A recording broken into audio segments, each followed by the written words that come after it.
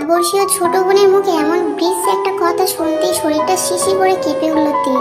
ঘামাক্ত মুখখানা রাগের লাল বর্ণ ধারণ করলো। বোনের দিকে দৃষ্টি দিতেই দেখলো ছোট মেয়েটা ভয়ে কেমন গুটিসুটি মেরে আছে। তাড়াতাড়ি বোনকে নিজের দুহাতে আজলে আগলে নিল সে। হতভম্ব কণ্ঠে বলল, দেখি তো আমার ছেলে। আটকে উঠলো তীর। কেমন লাল হয়ে গেছে প্রতিটা শিরা উপশিরা। খেপে উঠলো সে। অথচ বাড়ি ভর্তি এত মানুষ। ঝোঁকের বসে কিছু করে বসলে তার খেসর হতো না, আবার ছোট চেরিকে দিতে হয়। বিরক্ত রাগ দুটো অনুভূতি মিলেমিশে একাকার হয়ে যখন আন্দোলন শুরু করলো তের মস্তিষ্কে, তখন বাইরে থেকে তার ডাক পড়লো। আজ তার বড় বোন লিসার গর্ভকালীন সময় 7 মাস পূর্ণ হয়। ছোটখাটো একটা অনুষ্ঠানের আয়োজন করা হয়েছে। সেই অনুষ্ঠানে লিসার শ্বশুর বাড়ির লোকজনও এসেছে। অবশ্য তার আপন বড় বোন না লিসা, তার বড় চাচার মেয়ে হলো লিসা আপা। আর ছোট চেরিও তার আপন বোন না, তার ছোট চাচার মেয়ে হলো চেরি। চেরির পুরো নাম হলো লুসি, কিন্তু আদর করে বাচ্চাটাকে সবাই চেরি বলে। আর পরিবারটা বেশ বড় পরিবার বলা যায়। তের মা বাবা, বড় চাচা চাচি, ছোট চাচা চাচি, তের আপন বড় ভাই জিহো, বড় চাচার 2 জন ছেলে, দিহান, তিশান, ফুপি আর ফুপির একমাত্র ছেলে। বাড়ির সবচেয়ে ছোট সদস্য হলো জিহু, চেরি। চেরির আরেকজন বড় বোন যে তেরও বড়, জিমিন আপা, এবং তে নিজেই। লিসাও বড় চাচার মেয়ে, কিন্তু তার বিয়ে হয়েছে বিধায় তাকে এই পরিবারের দলে আর টানা হয় না, কারণ সে এখন অন্যের ঘরে। একমাত্র লিসার বিয়ে হওয়ার ফলে এত বড় পরিবারে একজন মাত্র সদস্য কমেছে। আপা, আপা, আম্মু শুনলে তো আমায় বকবে, তাই না? আম্মু তো বলে দুষ্টুমি করতে না, এত অচেনা কারোর সাথে খেলতে না। আমি কিভাবে জানবো ওই ভাইয়াটা আমাকে চকলেটের কথা বলে এমন ব্যথা দিবে? আমি আর দুষ্টুমি করবো না আপা। চেরির এমন অসত্য থেকে বুক ভার করে কান্না এলো তের। বয়সন্ধির বয়স তো, তাই আবেগের স্রোতে কান্নাটাই আসে প্রথমে। কিন্তু সে কাঁদবে না মেয়েটার সামনে, তাহলে মেয়েটা আরো বেশি ভয় পেয়ে যাবে। কণ্ঠনালীতে আটকে থাকা কান্নার স্রোতটা গিলে ফেললো তে। খুব কষ্টে মুখে হাসি হাসি ভাব ফুটিয়ে বলল, কেন খেলবে না তুমি? হ্যাঁ, অবশ্যই খেলবা। আপা আছি না তোমার সাথে, কেউ কিছু করবে না। আর দেখো তুমি তুমি কেবল ওই পচা ভাইয়াটার রুমের সামনে আর যাবে না, কেমন? মনে থাকবে তো? অবশ্যই ডানে বামে মাথা নাড়ালো। কি নিষ্পাপ ছোট মুখখানা, টানা টানা মায়া মায়া দুটো চোখ বাচ্চাটা। অনেক ফর্সা আর স্বাস্থ্য ভালো হয়, ভীষণ আদুরে লাগে মেয়েটাকে। আর এই ছোট্টা যাবে না অশুভটাকে। বোনের মুখখানা ধুইয়ে দিয়ে সুন্দর করে চুলগুলো বেঁধে দেয়তে। কান্না করতে করতে লাল হয়ে গেছে বাচ্চাটার মুখ। পারে না যেন বুকের সবটুকু স্নেহ ঢেলে দেয় মেয়েটার তরে। চেরিকে তৈরি করিয়ে তে নিজেও গোসল করে এলো। মাত্রই কলেজ থেকে এসেছিল সে। সামনে উচ্চ মাধ্যমিক পরীক্ষা তাই এখন নির্বাচনী পরীক্ষা অনুষ্ঠিত হচ্ছে কলেজে। সে শুভ্রাই বাড়িতে অনুষ্ঠান থাকা সত্ত্বেও তাকে কলেজে যেতে হয়েছিল। সে অবশ্য তত উন্নত শ্রেণীর ছাত্রী না, কোনো মতে চলনসই রেজাল্ট হলেই সে সন্তুষ্ট। ভাদ্রের উত্তপ্ত গরমে পরিবেশ ঘামাক্ত, আর সেই গরম দিয়ে এসে হুট করে এমন একটা ঘটনার সম্মুখীন হওয়াতে বিরক্তিতে তেতো ভাব চলে এলো তার শরীরে। গোসল করায় আপাতত কিছুটা শান্তি মিলছে। গোসল করে লাল টকটকে একটা 3 পিস পরলো তে। অতঃপর চেরির হাত ধরে বাড়ির বাগানের দিকে এগিয়ে গেল। মূলত অনুষ্ঠানটা সেখানেই। বিরাট আয়োজন করা হয়েছে লিসার জন্য। কত রকমের খাবার যে আয়োজন করা হয়েছে তা হিসাব করেও শেষ করা যাবে না যেন। তে ছুটে এসে ধপ করে তার আপুর পাশে ঘেসে বসলো। দেখে দেখে ভারী পেটের গোলগাল ফর্সা ধবধবে লিসা মুচকি হাসলো। বাম গালটা টেনে দিয়ে বলল, কই ছিলিস তে বা? এতক্ষণ লাগিয়ে কি পরীক্ষা দিয়েছিস শুনি? পরীক্ষাকে তো এত সিরিয়াসলি আর মেয়ে তো তুই না, কি ব্যাপার শুনি? বড় আবার দিকে আর চোখের দিকে মুখ বাঁকালো তে। বেশ ভাব নিয়েই বলল, তোমাদের মতো জজ ব্যারিস্টার হওয়ার মতো ছাত্রী হয়তো না, তাই বলে পাস মার্কটা তুলবো না? বাবাকে তো চেনো, ফেল করার অপরাধে না আমাকে জেলে আবার দিয়ে দেয়। নিজের ক্ষমতার যে দাপট দেখাই সে। এর কথায় হাসলো লিসা। মেয়েটা তার বাবাকে তেমন পছন্দ করে না বলা যায়, বেশ ভয় পায়। একমাত্র নিজের বাবাকে ছাড়া পুরো পৃথিবীকে উত্তপ্ত করার ক্ষমতা ওর আছে। বাবার সাথে ওর যে শীতল একটা যুদ্ধ প্রতিনিয়ত হয় তা সবাই জানা আছে। তবু নিজের বাবাকে তো এমন কথা বলার স্বভাব হয় না। সেই জন্য লিসার চোখ রাঙালো। ছোট ধমক দিয়ে বলল, এমন বলে না তেবা, তুই না ভদ্র মেয়ে? হ্যাঁ, আমি কি তা অস্বীকার করেছি? ভদ্র বলেই তো পিছে বলছি, অভদ্র হলে তো মুখের সামনে বলতাম। কথাটা বলেই ফিচলে হাসলো তে।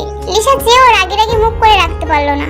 তেটা এমনই, যেখানে থাকবে সেখানেই হাসির মেলা বসাবে। লিসা আর তের কথা বলার মাঝে চোখের গোল চশমাটা ঠেলতে ঠেলতে হরেক পদের ভাজার থালা নিয়ে উপস্থিত হলো জিমিন। ঘাড় অব্দি চুলগুলো গরমে বেশ বিরক্ত করছে তাকে। জিমিনের মুখমণ্ডলে একটা নিষ্পাপ নিষ্পাপ ভাব থাকে সবসময়। আর মেয়েটা বেশ গম্ভীর। বড় পিতলের থালাটার মাঝে 7 রকমের ভাজি। ভারী থালাটা তেল সামনে রেখে ক্ষান্ত হলো সে। সব খাবার আপাতত চলে এসেছে। থালাটা দেখে ওয়ান্না দিয়ে নিজের মুখটা মুছলো জিমিন। চেরিকে নিজের দিকে টেনে নিয়ে ছোট্ট কণ্ঠে বলল, তোমার খিদে লেগেছে চেরি, আপা কি তোমাকে খাবার খাইয়ে দেবে? ছোট চেরি জিমের কোমরের দিকে জামা আগলে ডানে বামে মাথা নাড়িয়ে বলল, বড় আবার খাওয়া হোক তারপর আমি খাবো, তে আপা খাইয়ে দিবে। চেরির কথা ভালো লাগলো না জিমিনের, বিরক্তিতে নাক মুখ কুঁচকে বলল, তোমার তে আপা নিজের খাবার নিজেই খেতে পারে নাকি যে তোমাকে খাবার খাইয়ে দেবে? জিমিনের কথায় মুখ ভেঙচি গেল তে, চেরির দিকে তাকিয়ে মুখ ফুলিয়ে বলল, তোমার মেজো আপা অনেক খেতে পারে বুঝলা, তাই তো এমন কাঠের নাহাল শুকনা। জিমিনের নাক মুখ ছিটকানো কথায় ফিক করে হেসে দিল তে, হাসতে হাসতেই বলল, ছোট আপা তুমি তো শিক্ষক হবে তাই না, তোমার সাথে পারফেক্ট মানাবে সেই পেশা। এখনই তোমার মাঝে একটা মাস্টারনি ভাব আছে, সমস্যা নাই, তুমি আমাদের দিয়ে প্রথম প্র্যাকটিসটা করতে পারো, আমরা মাইন্ড করব না। তের কথার তালে লিসাও হাসলো। জিবিন কপাল কুঁচকে দাঁড়িয়ে রইল উত্তরবিহীন। তের সাথে কথা বলাটাই একটা বোকামি, আর জিবিন বরাবরই নিজেকে ভীষণ চালাক দাবি করে। পুরো বাগান ভর্তি নিজেদের বাড়ির মানুষই গিজগিজ করছে, মাত্রই অনুষ্ঠান শুরু হবে। হুট করে কোট প্যান্ট পরা লিসার দেবরটা হাজির হলো, ধপ করে বসে পড়ল তের পাশে। তাকে দেখে গুটিয়ে গেল ছোট্ট চেরি। তেরও হাসি হাসি মুখে অমাবস্যা নামলো, মুখ আধার করে সে লিসার পাশ থেকে উঠে চেরির সাথে দাঁড়ালো। লিসার দেবর বেগম সবার দিকে তাকিয়ে কেমন হাসলো, গদগদ কণ্ঠে তের উদ্দেশ্যে বলল, আরে আরে বেআইন সাহেবা, উঠে বললেন যে আমার পাশে বসলে কি ক্ষয় হয়ে যাবে নাকি শরীর? তে মুখ বাঁকালো, অন্যদিকে তাকিয়ে বলল, আপনারা তো অনেক কারেন্ট, যদি সব খেয়ে যায়। লিসা কোনো মতে নিজের হাসি মুখ বজায় রাখলো। বোনের এমন ভঙ্গির কথা যে তার ততটা পছন্দ হয়নি সেটা প্রকাশ করার আপ্রাণ চেষ্টা চালালো। তের বড় ভাই জিও এগিয়ে এলো বোনদের দিকে, বেশ গম্ভীর স্বরে বলল, তে যা তো একটু ছাদে মরিচ গাছ থেকে কালো কালো কয়েকটা মরিচ তুলে আন। জানিস না লিসাটা মরিচের ঘ্রাণ পেলেই খুশি হয়ে যায়, যা নিয়ে আয়। ভাইজান বড় আবার পেটে ছোট বাবুটা ঝাল খেতে পারবে? চেরির প্রশ্নে হাসলো জিও, মাথায় আদরে হাত বুলিয়ে বলল, হ্যাঁ খেতে পারবে চেরি, ও তো খুব সাহসী বাবু, তাই পারবে। ঝাল না খেলে বড় হবে কিভাবে? ঝাল না খেলে বড় হওয়া যায় না বুঝি, এই জন্যই কি জাঙ্কুক ভাই এত ঝাল খায়? তাই তো বলি জাঙ্কুক ভাই এত বড় কেন? জিও মিষ্টি হেসে চেরির গাল টেনে দিল, অতঃপর চোখে ইশারায় তেকে মরি জানার তাগিদা দিল। যেই না তে যাবে তত মধ্যেই তের বড় চাচি হাজির হলো, ব্যতিব্যস্ত কণ্ঠে বলল, আহা দুপুর হয়ে এলো যে, অনুষ্ঠান শুরু করতে হবে। তে মা যা তো জাঙ্কুককে ডেকে আন, এক দৌড়ে যাবে আর এক দৌড়ে আসবি, যা। তে মাথা দুলিয়ে ছুট লাগালো ছাদের দিকে, তবে যাওয়ার আগে চেরিকে ছোট আবার সাথে থাকার নির্দেশ দিয়ে গেল। ছাদে টুকটাক সবজি গাছের পাশাপাশি অনেক রকমের ফুল গাছ অবস্থিত। বিভিন্ন ধরনের ফুল সংগ্রহ করাই যেন তের কাজ, তার ভীষণ ভালো লাগে এই কাজ করতে। তাই তো ছাদে প্রবেশ করার সাথে সাথে পা বাড়ালো ফুল গাছগুলোর দিকে। কয়েকদিন আগে 3টি নতুন ফুল গাছের চারা লাগিয়েছিল, আর সবগুলো কি সুন্দর হাসি হাসি ফুটন্ত মুখ দেখা যাচ্ছে। তে মুগ্ধতা সামলাতে না পেরে পত্রলেখা মৌসুন্দা আর রঙ্গল ফুলের গাছ থেকে একটা একটা করে ফুল ছিঁড়ে নিল। এই ফুল গাছগুলো তত সহজ সুলভ নয়। কিছুদিন আগে যখন সে এই 3টি ফুলের গাছের জন্য হাহুতাশ করছিল, তখন ছাদে দেখা যায় এই 3টি ফুলের গাছ। তে জানে ভাইজান বা বড় চাচা ছাড়া কেউ এই কাজ করবে না, কারণ তারা দুজনেই তের সকল আবদার পূরণ করার জন্য সর্বদা সচেষ্ট থাকে। আর তের আবদারটা যেন তাদেরই কাছে। আনমনি ফুলগুলো মাথায় গুছতে পেছন থেকে ভরাট পুরুষালী কণ্ঠে ভেসে এলো, এই মেয়ে ফুল ছিঁড়েছো কেন? গাছের ফুল গাছেই শোভা পায়, তাকে ছিঁড়ে নিজের চুলে গোছার মধ্যে কোনো মুহূর্ত নেই। গম্ভীর পুরুষালী কণ্ঠের এমন ধমকে বিরক্ত হলো তে। সেই বিরক্তি ভাব কপাল কুঁচকে ঝেড়ে ফেলে বলল, গাছটা কি আপনার? গাছটা কি তোমার? তোমারও না, গাছটা বর্তমানে যেখানে অবস্থানরত যে মাটির ওপর দাঁড়িয়ে আছে গাছটা এখন তার। লোকটা যে বরাবরই যুক্তিতে পারদর্শী তে তা জানে, তাই গভীর মানবকে বিব্রত করাতে কুটিল হেসে বলল, তাহলে আপনিও তো আমার বাড়িতে অবস্থান করছেন, তাহলে আপনি কি আমার? ছেলেটা হাসলো। তের মাথায় যে অসৎ বুদ্ধির ছড়াছড়ি সেটা তার ভালো করেই জানা আছে, তাই দু আঙুলের মাঝে সিগারেটটার শেষ টান দিয়ে ধোঁয়াগুলো আকাশের পানে উড়িয়ে দিয়ে কেমন সতর্ক কণ্ঠে বলল, আমায় জ্বালাতে এসো না মেয়ে, নিজেই জ্বলে যাবে। তে মুখ ভেঙচি কালো গোমরা মুখে বলল, নিচে আবার অনুষ্ঠান শুরুর পর্যায়ে, আপনাকে ডাকছে বড় চাচি। আমি গিয়ে কি করব? তোমার আপা কিভাবে এত খাবার খায় সেটা দেখবো। তের পারদে পারদে বিরক্তির ভাব বাড়লো। মরিচ গাছের দিকে যেতে যেতে বলল, একদম আপনার গাছারা ভাব আমায় দেখাবেন না, যেতে মন চাইলে যাবেন, না হয় যাবেন না। অনুষ্ঠান তো আর আমার না যে আপনার পায়ে ধরে নিয়ে যাব। আর তাছাড়া আপনি তো সবসময় বাসায় থাকেন না, আজ আছেন বলেই ডাকছে। আমি গেলে তো তোমার হিটলার বাপ নাক মুখ কুচকাবে। যাই একটু ওনার শিরায় উপশিরায় বিরক্ত ছড়িয়ে আসি। টিয়ার কোনো উত্তর দিল না। মরিচ গাছের দিকে এগিয়ে গেল সে। লোকটার বাউন্ডুলে ছড়াছড়া ভাবটা ঠিক পছন্দ না তার। বাবা মেয়ের এইদিকে ভীষণ মিল। দুজনেই এই ছেলেকে দেখতে পারে না। জাঙ্কুকের ধপাধপ চলে যাওয়ার শব্দ শোনা গেল। যেতে যেতে বলল, শোনো মেয়ে, আমি ছুঁয়ে দিলে পরে অকারণেই যাবে ঝরে, গলে যাবে যে বরফ গলে না। তে তাকিয়ে রইল লোকটার দিকে। শ্যামলা চিপচিপে গরনের লোকটা এমন ক্ষুদ্র ক্ষুদ্র জিনিসগুলো যেন বয়সন্ধির আকর্ষণ। মাথা ভর্তি ঝাংড়া চুলগুলো কেমন হেলে দুলে পড়ছে। সিগারেট ফুঁকে যা পোড়া ঠোঁটটাও যেন আরেক প্রকারের মাদকতা আছে। পুড়ে যা গাঢ় খয়েরি রঙের ঠোঁটটাকে বহুরূপী ডালিয়া মনে হয়। তীর ভাবনার মাঝে নিচ থেকে হইচই ভেসে এলো। তে দৌড়ে ছাদের কার্নিশ ঘেঁষে নিচে তাকালো। দেখলো বেগম গাল ধরে দাঁড়িয়ে আছে। তার সামনে বেশ গাধারা ভাব নিয়ে দু হাত পকেটে গুজে দাঁড়িয়ে আছে জাঙ্কুক। উফ, সত্যি লোকটা জ্বালিয়ে দেবে একদিন। ঝরঝরে রোদ্দুরে ঘামে ভিজে জবজবে হয়ে আছে প্রত্যেকের শরীর। সাথে কিংকর্তব্য বিমূঢ় হয়ে গেছে আকস্মিক ঘটনায়। ধূপধাপ পা ফেলে ততমধ্যেই ছুটে এসে যেতে। বেগম গালে হাত দিয়ে অবাক দৃষ্টিতে তাকিয়ে আছে। সেও বোধহয় বুঝতে পারছে না চড়ের কারণটা। যেও এগিয়ে এলো প্রথমে, কোন রকমের উচ্চবাক্য না করেই শীতল কণ্ঠে প্রশ্ন করলো, কি হয়েছে জাঙ্কুক ভাই, বেগম কিছু করেছে? জাঙ্কুক যে সবে একটা অদ্ভুত কাজ করেছে সেটার কোনো ছাপ নেই তার মুখমণ্ডলে। বরং বেশ স্বাভাবিক কণ্ঠেই বলল, আমি মানুষকে শুধু শুধু কিছু দিই না, জানোই তো। নিশ্চয়ই সে দেওয়ার মতো কাজ করেছে, তাই দিয়েছি। যে বেগমের দিকে তাকালো। জাঙ্কুক সোজাসাপটা উত্তর দেবে না সেটা সে ভালো করেই জানে। জাঙ্কুকের চরিত্রের সাথে সোজাসাপটা উত্তরটা আশা করাও এক ধরনের বোকামি। তাই সে দ্বিতীয় প্রশ্ন বেগমকেই করলো, কি করেছো বেগম? ততক্ষণে বেগমের হতভম্ব ভাব কেটে গেল। অবাক কণ্ঠে বলল, আমি তো কিছুই করিনি। জাঙ্কুক পকেটে হাত গুজেই হাসলো, ক্ষীণ হাসি। কিন্তু ততক্ষণে বেগমের পরিবার খেপে গেল। হই হই করে ছুটে আসলো বেগমের মা, মানে লিসার শাশুড়ি। আঙুল উঁচিয়ে জাঙ্কুকের দিকে তাক করে দাঁত কিরমির করে বলল, এই ছেলে, এই তোমার সাহস কিভাবে হলো আমার ছেলের গায়ে হাত তোলার? কিছু তো করলাম না আন্টি। সাহসে কি দেখলেন এখানে? মহিলার দাঁত কিরমির করা প্রশ্নের জবাবে এমন উত্তর যেন অনাকাঙ্ক্ষিত ছিল। দূর হতে তের ভয়ে হাত পা কাঁপছে।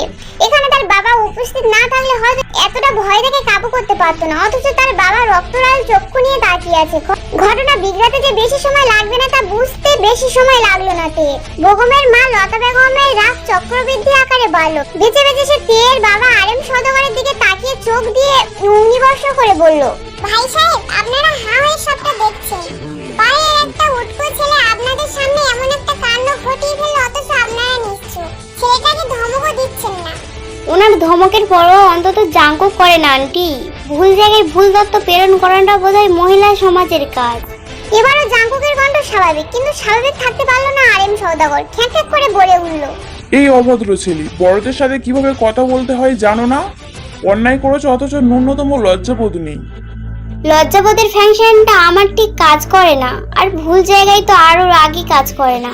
সূর্যের তেজ বাড়লো, সাথে তত্তর করে বাড়লো আরেম সওদাগরের রাগ। বড় বড় পা ফেলে এগিয়ে এলো জাঙ্কুকের দিকে। জাঙ্কুকের বুকের বাঁ পাশটা ধাক্কা দিল শরীরের সর্বশক্তি দিয়ে। ছেলেটা দু পা পিছিয়ে গেল অপ্রত্যাশিত ধাক্কায়, অথচ কোনো প্রতিক্রিয়া দেখালো না আরেম সওদাগরকে। বরং কোনো ব্যয় বাক্য ছাড়া বিরাট আরেকটা চর বসালো বেগমের গালে। পরিস্থিতি আরেক ধাপ হতভম্ব হলো। সবাই কেবল ফ্যাল ফ্যাল করে তাকিয়ে রইল। আরেম সওদাগরও কম হতভম্ব হলো না। জাঙ্কু যেন অদৃশ্যভাবে তাকে চরটা মেরেছে। আরেম সওদাগরের মতো শক্ত কঠোর পুরুষ ভাষা হারালেন। নিজের বড় ভাইয়ের দিকে তাকালেন হতভম্ব চোখে। কোনো মতে উচ্চারণ করলেন, বড় ভাই, আপনি দেখলেন তো? ছাদের কার্নিশ ঘেঁষে অনবরত কাক শোরগোল তুলল। পরিবেশ যেন প্রয়োজনের তুলনাও শীতল। ফের বড় চাচা গলা পরিষ্কার করে জাঙ্কুকের দৃষ্টি আকর্ষণের চেষ্টা চালালেন। জাঙ্কুক সবাইকে অবাক করে দিয়ে তৃতীয় তথাপি শেষ চটটা মারল বেগমের ডান গালে, এবং সবাইকে অবাকের চরম পর্যায়ে পৌঁছে দিয়ে পকেট থেকে সিগারেট বের করে হেলতে দুলতে চলে গেল বাড়ির মেন গেট পেরিয়ে। সবাই কেমন তার যাওয়ার দিকেই তাকিয়ে রইল। বর্তমানে এই তাকিয়ে থাকাটা যেন উত্তম কাজ হয়ে দাঁড়ালো সবার কাছে। জেনি বেগম তার পাশের চেয়ারে ধপ করে বসে পড়লেন। এতক্ষণের ঘটা কর্মকাণ্ড যেন সবারই নেহাত ভ্রম মনে হলো। জাঙ্কুক যখন গেট পেরিয়ে অদৃশ্য হলো, উচ্চ কণ্ঠে শোনা গেল আরেম সওদাগরের ভয়াবহ রকমের চিল্লিয়ে বলা, এই বিয়াদব ছেলেটা যেন আমাদের বাড়িতে আর পা না রাখে। বিনা কারণে একটা ছেলেকে এতগুলো চর মারলো, অথচ তার ভয় আফসোস কিছুই নেই। বড় ভাই, এটার বিহিত আপনাকেই করতে হবে। বাবা, জাঙ্কুক ভাই অকারণে কিছু করেন না। আমরা সবাই জানি নিশ্চয়ই আমাদের অজান্তে কিছু হয়েছে। জিওবের কথা থামলো। তার কথার বিষয়ে উত্তর দিল লিসার স্বামী। লোকটা নিপাট ভদ্রলোক, খুব ভালো, রেগে যান না, ভীষণ ঠান্ডা মানুষ, ঝুড় ঝামেলা এড়িয়ে চলে, জীবনের সুখী মানুষ সে। কিন্তু আজকের অনাকাঙ্ক্ষিত ঘটনার পর লোকটাও চুপ থাকতে পারলো না। বিস্ময় নিয়ে বললেন, যে হোক, তোমার কথাই না মানলাম। এতগুলো চর তো আর এমনি এমনি দেয়নি, নিশ্চয়ই কারণ আছে। জাঙ্কুক ভাইয়ের উচিত ছিল না সে কারণগুলো বলার? এতগুলো মানুষকে এক সমুদ্র প্রশ্নের নিচে ফেলে দেওয়াটা ওনার মতো বুদ্ধিমান লোকের কাছে প্রত্যাশিত নয়।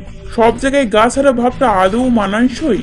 অবস্থা বেগতিক, কথার মিষ্টি কথা শুরু হলো, কথার প্রতিঘাত, অথচ যাকে নিয়ে এত কিছু সে নির্জীব ভাবে প্রস্থান করেছে। জাঙ্কুক ভাইয়ের কাজটা বড্ড চোখে বাজলো। বাড়ির বেশিরভাগ মানুষই তার পক্ষেই কথা বলছে। কথা কাটাকাটি যখন বাজে পর্যায়ে তখন তের মনে হলো জাঙ্কুকের পক্ষ থেকে একটা কারণ উল্লেখ করতে হবে, যেন চর্চা যুক্তিযুক্ত হয়। যেমন ভাবনা তেমন কাজ করার আগেই বাড়ির সবচেয়ে গম্ভীর ঠান্ডা জিমিনি কথা বলে উঠলো, খুব ক্ষীণ স্বরে বলল, জাঙ্কুক ভাই আমার পক্ষ থেকে চড়াটা মেরেছেন, ওনার কোনো দোষ নেই। অবাকের ওপর অবাক হচ্ছে পরিবারের বড় সদস্যরা, ছোটরাও সেই তালিকার বাইরে না। জিমিনের মা ছুটে এলো মেয়ের দিকে, ধমকে বলল, কি বলছিস জিমিন, আজে বাজে কথা বলবি না একদম। মায়ের ধমকের ভয়ে জিমিনের মুখটা এতটুকু হলো। তখন মেয়েটার ভরসার হার হয়ে দাঁড়ালো তের মা। এই ভদ্রমহিলা প্রচুর বুদ্ধিমতী। জিমিনের কথার ইঙ্গিত বুঝতে তার এক সেকেন্ডও ব্যয় হলো না। তাই নিজের ছোট যাকে চোখের ইশারায় চুপ করিয়ে জিমিনকে আদরের স্বরে জিজ্ঞেস করলেন, আচ্ছা জিমিন বলো তো, বেগমকে কি করেছে তোমার সাথে? অসভ্যতম করেছে কি? জিমিন উপর নিচ মাথা নাড়ালো, যার অর্থ হ্যাঁ। চোখের গোল গোল গ্লাসের চশমাটা ঠেলে চোখের সামনে আটসাট দিটা হয়তো জাঙ্কুক ভাই দেখে ফেলেছে। আমি তো লজ্জায় প্রতিবাদ করতে পারতাম না, ভাগ্যে শুনে করে দিয়েছে। সবার দৃষ্টি এবার বেগমের দিকে পড়লো। বেগম অবাক চোখে তাকিয়ে রইল জিমিনের দিকে, যে বেশে এলো মাথায় কতগুলো আঘাত করলো তার শরীরে। ঘৃণায় প্রত্যেকের শরীর রিরি করে উঠলো। জিমিন স্বভাব হলো বেশ ঠান্ডা মেয়ে। এই মেয়ে যে বানিয়ে বানিয়ে কিছু বলবে না সেটা সবার জানা। জেনি বেগম নিজের ছেলের বেহাল অবস্থা মানতে না পেরে ছেলের সামনে সুরক্ষার দেয়াল হয়ে দাঁড়ালেন।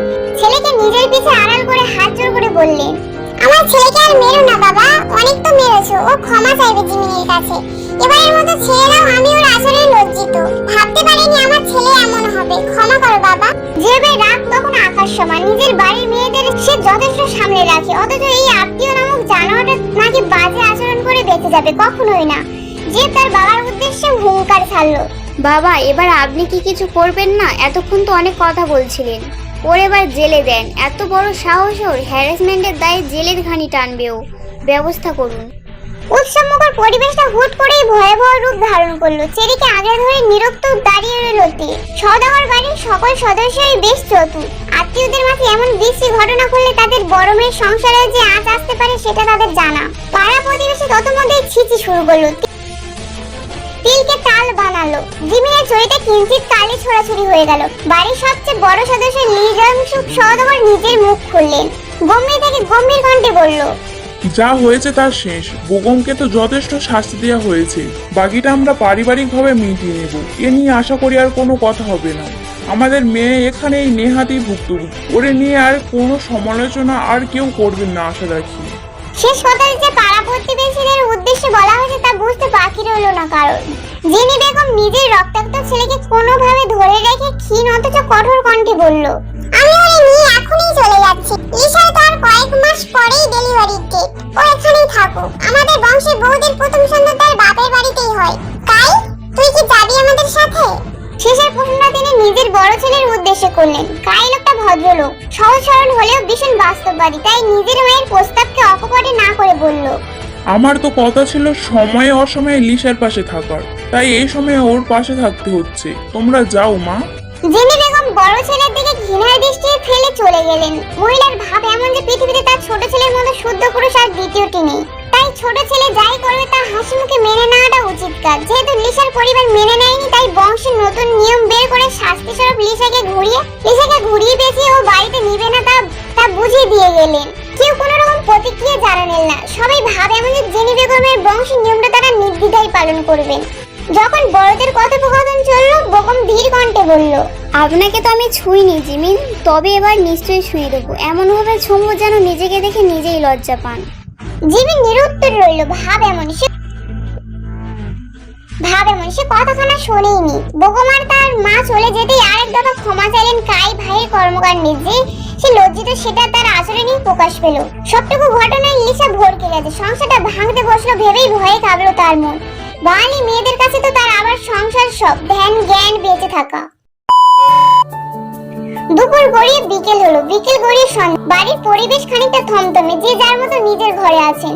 অন্যরা দিনের মতো হইচই নেই, হাসি তামাশা নেই। আকাশ যখন কমলা রং ছেড়ে কালো রঙে নিমজ্জিত হলো, ছাদ থেকে ভেসে এলো তখন গিটারের টুংটাং শব্দ। তের বয়সন্ধি মনের মন খারাপের আবেশটা হাওয়ায় মিলিয়ে গেল হুট করে। গিটার তো জাঙ্কুক ভাই মাঝরাতে বাজান, তাও মাঝে মাঝে। আজ এমন একটা দিনে এসবে গিটার বাজাচ্ছেন যে পরক্ষণেই মনে পড়লো আজ তার বাবা বাড়িতে আছে। আর তার বাবাকে বিরক্ত করে বারবারই সবচেয়ে পছন্দের কাজ। আনমনেই দীর্ঘশ্বাস বেরিয়ে এলো। জাঙ্কুক ভাই তাদের বাড়িতে এসেছে আজ 1 বছর হতে চললো। কোনো আত্মীয় নেই লোকটার সাথে, কেবল মাত্র দিহান আর তিশানের শিক্ষক হয়ে এই বাড়িতে খুঁটি গেড়েছেন সে। গত বছর যখন দিহান আর তিশান ভাইয়ের উচ্চ মাধ্যমিক পরীক্ষার সামনে, তখন কুলকিনারা খুঁজে ভালো শিক্ষক সন্ধান চললো। অতঃপর একদিন হুট করেই বড় চাচা জাঙ্কুক ভাইকে নিয়ে এলেন। কঠোর গা ছাড়া ভাবে এই জাঙ্কুক ভাইয়ের কড়া শাসন আর পরিশ্রমে দুজনই দারুণ রেজাল্ট করলো। জাঙ্কুক ভাই বর্তমানে ইংলিশে মাস্টারি পড়ছেন পাবলিক ভার্সিটিতে। ছাত্র হিসেবে ভীষণ মেধাবী হয় সে, এবারই সকলের মন পেয়ে যায়। অবশ্য একটা গা ছাড়া ভাব আছে বিধায় তে আর তার বাবা জাঙ্কুককে পছন্দ করে না। তেদের পরিবারের সবচেয়ে বড় সন্তান হলো জেহব, সে সবার বড়। বড় চাচা তখন সন্তান ছিল না, কিন্তু জেহব ভাইজান হওয়ার পর বড় চাচার ঘরে আলো করে লিসা আপা এলো। তারপর ছোট চাচার ঘরে জিমিন আপা, তারপর দিহান তিশান ভাই যমজ হলো বড় চাচির ঘরে। অতঃপর তে এবং তারপর সবার ছোট আদরের চেয়ে বর্তমানে তিশান ভাইকে পড়াশোনায় সাহায্য করার পাশাপাশি চেরি আর অয়নকেও পড়ায় জাঙ্কুক ভাই। এলাকার মোটামুটি জাঙ্কুক ভাইয়ের একটা পরিচিতি আছে, কারণ সে সবাইকেই বেশ সাহায্য করে। নানা রকম কথা ভাবতে ভাবতে ছাদের দিকে পা বাড়লো তে। জাঙ্কুক ভাই তো আজ দুপুরে খায়নি, এখন খাবেন কিনা জিজ্ঞেস করাতে ছাদের দিকে পা বাড়ালো। ছাদের চিলেকোঠার ঘরে জাঙ্কুক ভাই থাকেন। থাকার খরচা না দিলেও খাবার খরচা জাঙ্কুক ভাই দেন। তার এক কথা, অন্যের খালে খেয়ে খোটা কামাতে পারবে না। ছাদের দরজার সামনে আসতে অসহ্য গিটারের শব্দটা তুমুল হলো। জাঙ্কুক ভাইয়ের গড়া ছেলে গানের শব্দ এলো।